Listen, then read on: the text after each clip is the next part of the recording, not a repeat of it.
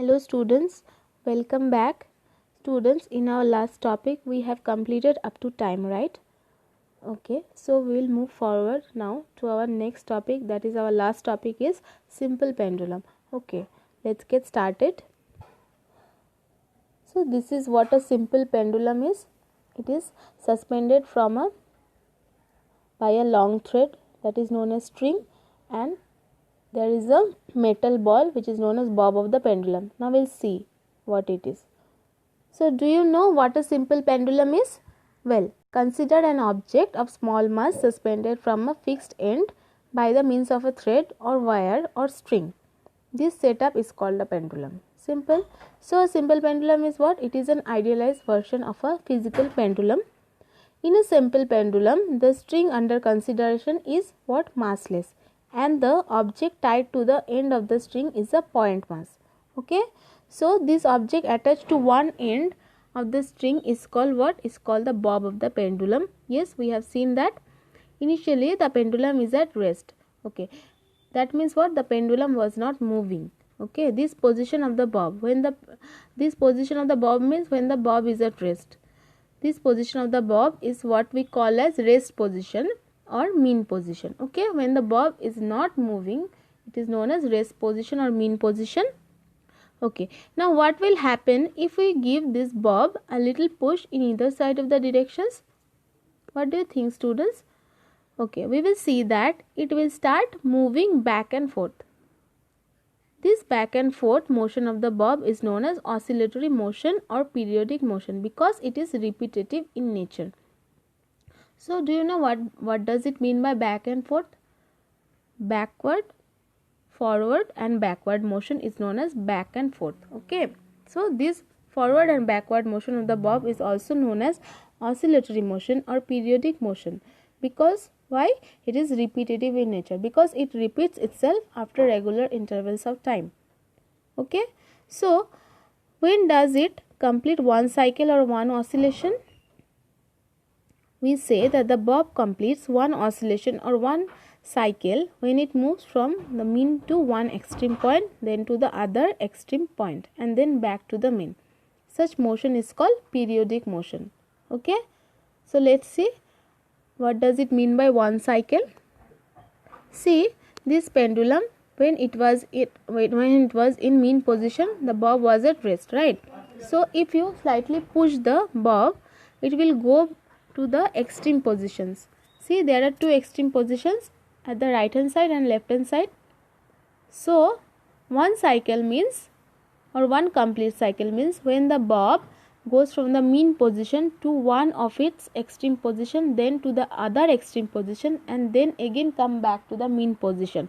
This is known as one cycle. Okay, see, suppose from the mean position it goes first to the right extreme position and then come to the left extreme position and then come again back to the mean position. This is known as one complete cycle. Okay, complete. So this is what a pendulum and its oscillation called. Okay, so see students, in your book page number 219 there is the simple pendulum.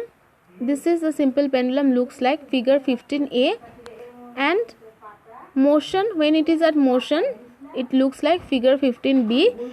When, so students see, this A here is the mean position, that is when the bob is at rest, and when it starts moving it comes to two extreme position, that is B and C are the two extreme positions here. Okay, so see, we will now give the definition of some important terms connected with the pendulum. Since we have discussed what a pendulum is, how it moves, right? Now we will discuss some important terms associated with the pendulum. These are length of pendulum, oscillation, time period and amplitude. Okay, let's see what are all these. Length of pendulum, the length of thread from the point of suspension to the center of bob called length of pendulum. The time period of a pendulum depends on its length. As the length of a pendulum is increased, its time period also increases. The time period of a pendulum of given length is constant. Okay, so length of pendulum means simple, the thread length from where it is suspended to the center of the bob, that is middle of the bob, that is known as the length of the pendulum. And how it is associated or how it is related with the time period. So see, if the length is increased, time period increases. That means it will take more time to complete one complete oscillation. See, if the length increases, the time increases. And there is another thing about the length is, for a definite length, the time period of a pendulum is constant. Suppose one pendulum is 1 meter long, that is the length of the pendulum is 1 meter, and another pendulum is 2 meters. So for the 1 meter length pendulum, the time period will be different, and for the 2 meter pendulum, the time period will be different. That is known as only the constant, that is time period is constant of a pendulum of a given length, right? Okay, the next come to oscillation. So we have discussed what is oscillation. To and fro motion is known as oscillation. One complete to and fro movement of the pendulum bob is called oscillation. We have discussed it. Let's see what is given in your book. One oscillation can be counted starting from one of the extreme position to the of the bob or from the mean position. Yes, for example, in figure 15b, the motion of pendulum bob from its extreme position B to C and back to C. Students, the motion of bob from its mean position, that is A to B, then from B to C and back to A, is called what? One oscillation. See, from what? From its mean position, that is A to B, that is A to B is from mean position to one extreme position, then from B to C. Yes, we have discussed it earlier also, that from B to C and then come again back to B, that is known as one complete oscillation. Clear? Then next comes to time period. So time period means what? The time taken by pendulum bob to complete one complete oscillation is called time period of the pendulum. Okay, the time required to complete one oscillation. Simple. Okay, let's for example, in figure 15b, we have seen what happens. The time taken by bob to travel from position B to C and back to B is the time period of the pendulum. Simple. Okay, for example, here see, for example, what is given, we can find the time for say 20 oscillations of the pendulum using a stopwatch. This time divided by the 20 will give us what? Will give us the time taken for one oscillation. Yes, that is, it will give the time period of the pendulum. Okay, now amplitude. So amplitude means what? As the pendulum oscillates means what? To and fro motion, right? That is the oscillation or swinging, it can be called. The maximum displacement of the bob from its mean position on either side is called amplitude of the pendulum. So see, students, amplitude means, in figure 15b, see the distance AB.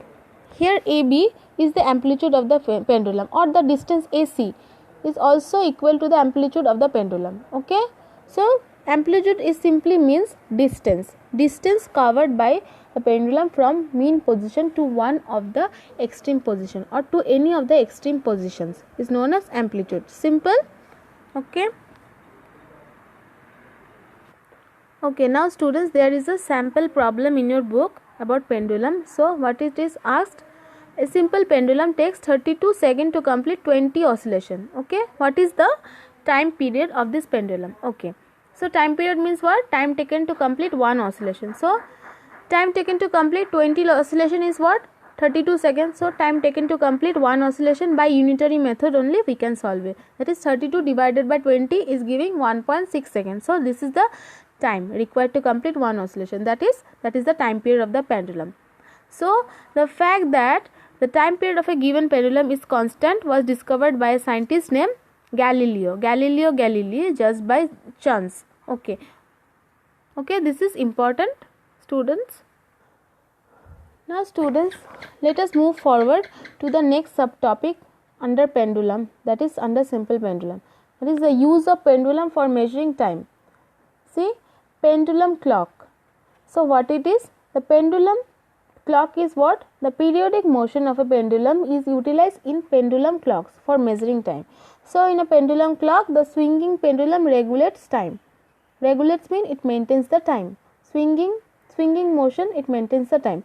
The pendulum of a pendulum clock is a long metal rod having a heavy metal bob at its lower end. Have you seen a pendulum clock in earlier days? It used some of the houses used to get this type of clock. The pendulum of a pendulum clock is what? It is a long metal rod having a heavy metal bob at its lower end. When the lower end of pendulum is displaced to one side and then released, the pendulum starts swinging left and right continuously. So how it starts? There is a mechanism in the pendulum clock which does not allow swinging pendulum to stop. Okay, so each swing means each oscillation of the pendulum takes the same time. Yes. The pendulum clock uses their periodic motion of pendulum for measuring time. So pendulum has got what type of motion? Periodic motion, right? We know that. Actually, when the pendulum swings continuously, its upper end drives from tooth wheel, which are were connected to it by a suitable mechanism. The tooth wheel, when turned, the hours, hand, minutes, hand and seconds, hand on the dial of the clock, due to which we are able to read the time. A pendulum clock is shown in figure 17. We have seen that pendulum clock are not used much these days. Yes, I have mentioned that in during earlier days this type of pendulum clocks were used mostly. So the pendulum clocks were big and bulky so that they could not be carried everywhere easily. Okay, so nowadays these pendulum clock are not much in use, right?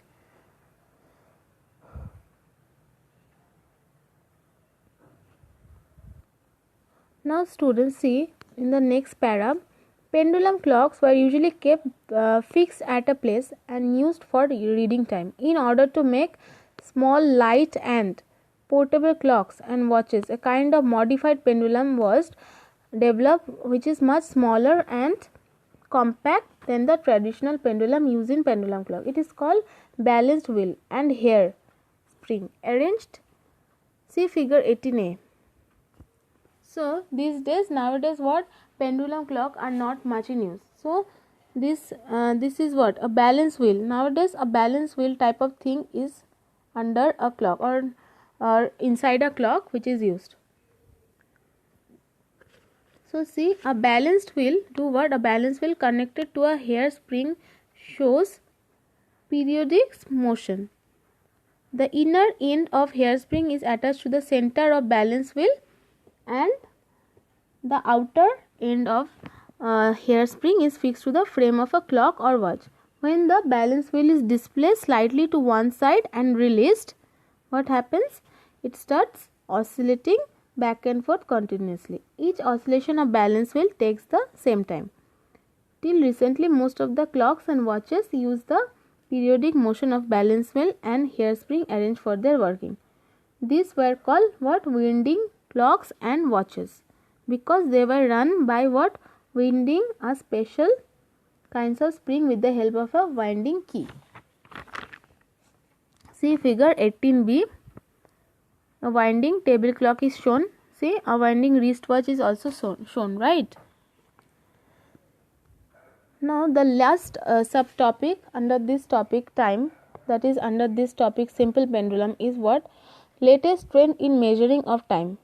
In latest in today's world, what is used? Okay, use of quartz crystal. So what is that? Quartz is a hard mineral consisting of silica. These days the regular oscillation or vibration of a tiny quartz crystal when joined into an electric circuit are used for measuring time very accurately. So they measure time very accurately. So that is why they are used nowadays. So most of the accurate clocks and watches these days are quartz crystal for measuring time. Okay, thus they measure very accurate time, right? Very accurate measurement of time is now possible by using quartz clock and watches. See figure 19 is showing a non-digital quartz watch and figure 19b is showing a digital quartz watch. Okay. Then the smallest time interval that can be measured with commonly available clocks and watches is what? Is 1 second. Special clocks and watches are however now available which can measure time intervals much smaller than a second accurately. So, the clocks and watches used in sports meets can measure time intervals that are 1/10 of a second or 1/100th of a second. See, it can measure such small amount of time, right?